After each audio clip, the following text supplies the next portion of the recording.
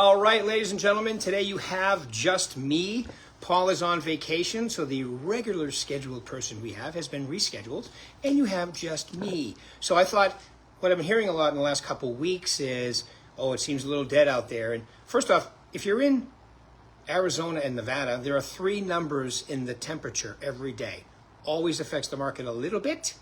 It's not an excuse. It's a fact. All right, and California, it's the middle of summer, okay? So enjoy it, all right? People always go, well, I don't have anything to do. If you don't have anything to do in real estate, you're not paying attention. There's plenty to do every single day. Okay, so I came up with 3 points for you today. These are the 3 points I've learned from very smart people. The first one, it was also the video I did this morning, is,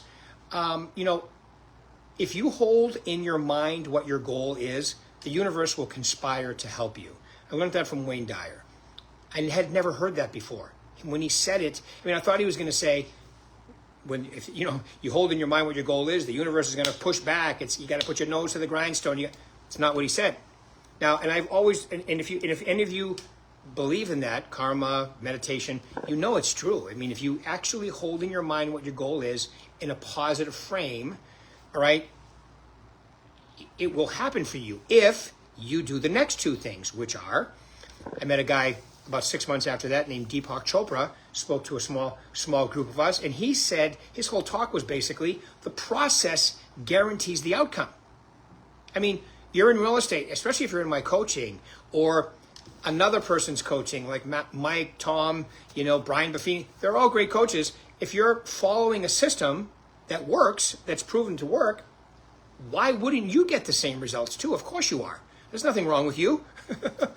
I hope. No.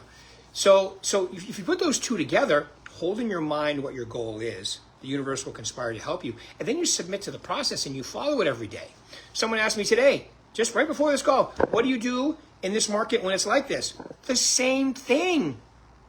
If I have a few more minutes to talk to people and fill a pipeline, and because I'm going on a few less appointments, well, then I just do the activities to cause me to be on more appointments. It's one or the other. And then you get to a certain point where you have so many appointments, so many things going on that's going to stress your actual outgoing a little bit.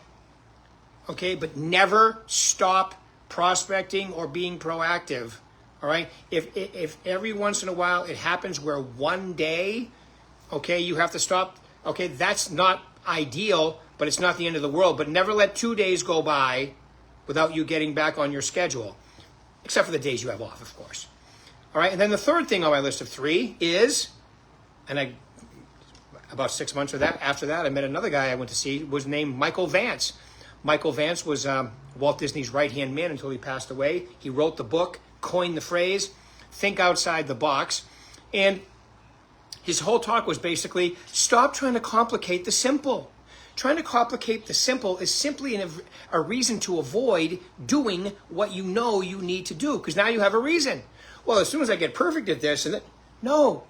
If you're trying to get better at the scripts, get better at the scripts, but whatever your time is to start, get on the phone, get out there door knocking, right? Do your social media content. You have to do the proactive. So look, let's put those 3 together, right?